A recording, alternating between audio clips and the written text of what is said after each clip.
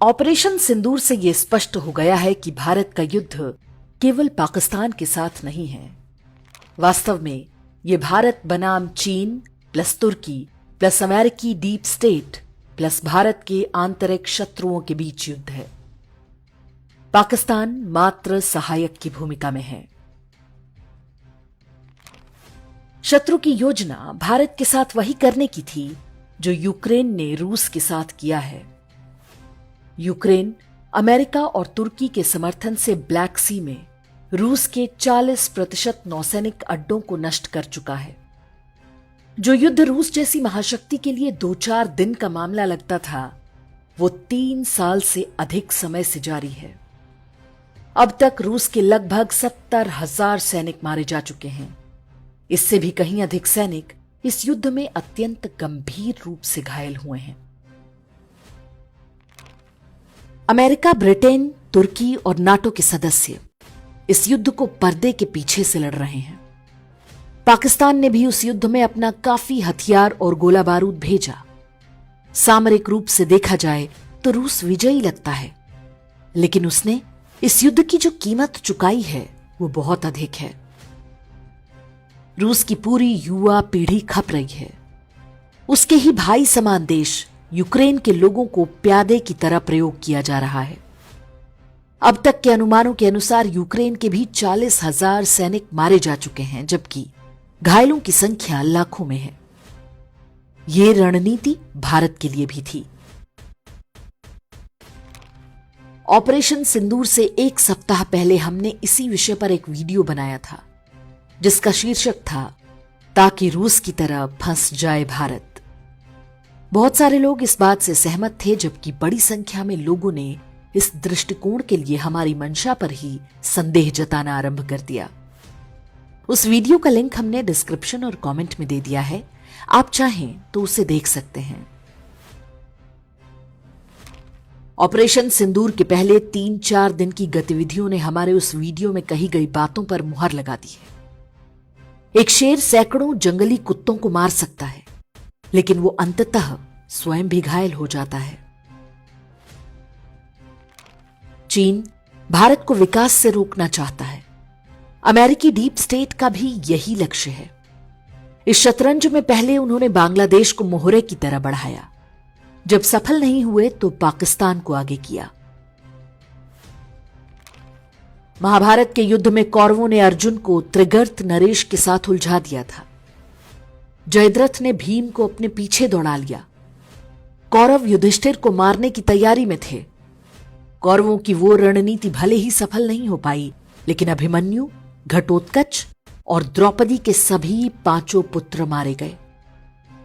पांडवों द्वारा भावनाओं में बहकर की गई एक रणनीतिक भूल की कीमत उनकी अगली पीढ़ी ने चुकाई। इतिहास भले ही पांडवों को विजयी मानता हो, लेकिन अपने पुत्रों को गंवाकर भला कौन विजय का उत्सव मना पाएगा। नरेंद्र मोदी के शासनकाल में भारतीय सेना ने जो कारनामे किए हैं, उनकी छाप भारतीय इतिहास में सदियों तक देखने को मिलेगी। हमारे सैनिकों ने सतर्क शत्रु को भी बुरी तरह से छकाकर मात्र 3 दिन में उसके पूरे युद्ध तंत्र को तहस नहस कर दिया। इन वीरों को अपना आशीर्वाद दें। उन्होंने पूरे विश्व को विस्मय में डाल दिया है। उनके इस युद्ध कौशल ने हमें रूस की नियति को प्राप्त करने से बचा लिया। हम इजराइल की हालत में जाने से भी बच गए, जो आज तक हमास के आतंकवादियों से लड़ रहा है, जिसमें उसके हर प्रकार के संसाधन की क्षति हो रही है। हमने पाकिस्तान के प्रतिरोध को निष्प्रभावी बना दिया, इससे पहले कि चीन को कोई बहाना मिलता या बांग्लादेश पूर्वोत्तर में कोई षड्यंत्र करने पाता। जब शत्रु मायावी होता है तो उसके साथ आप पारंपरिक युद्ध नहीं लड़ सकते। विश्व के मानचित्र से पाकिस्तान का समाप्त होना अवश्यंभावी है। एक राष्ट्र के रूप में यह हमारा सामूहिक लक्ष्य होना चाहिए। यह वो काम है जो युद्ध के अपारंपरिक तरीकों से संभव है। एक प्यादे के चक्कर में अपने हाथी घोड़ों को खोने की कोई आवश्यकता नहीं। भगवान कृष्ण अश्वत्थामा को एक बार में मार सकते थे, लेकिन उन्होंने केवल उसका मणि छीन लिया। पाकिस्तान को उस स्थिति में पहुंचाया जाना चाहिए। भारत को यदि रहना है तो पाकिस्तान को मरना ही होगा।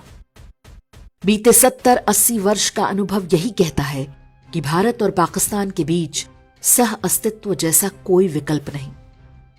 उसकी एक धीमी और दर्दनाक मौत होनी चाहिए।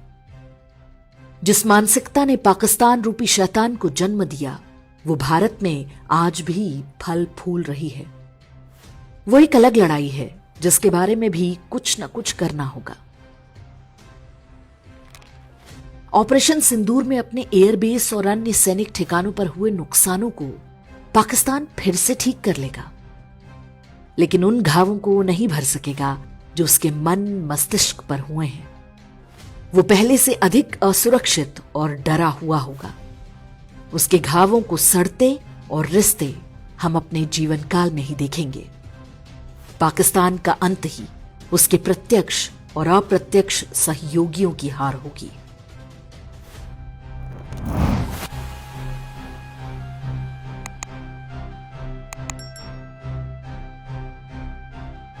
इंडेक्स ऑनलाइन के वीडियो समाज को समर्पित हैं। आप इनको डाउनलोड करके जैसे चाहे वैसे प्रयोग कर सकते हैं। चाहे तो आप हमारे टेलीग्राम चैनल से जुड़ सकते हैं। वहां सारे नए पुराने वीडियो आपको मिल जाएंगे। हमारे सोशल मीडिया लिंक हर वीडियो के डिस्क्रिप्शन में होते हैं। हमारा एकमात्र उद्देश्य हिंदू समाज को जागृत और एकजुट करना है। इसमें सहभागी बने। धन्यवाद।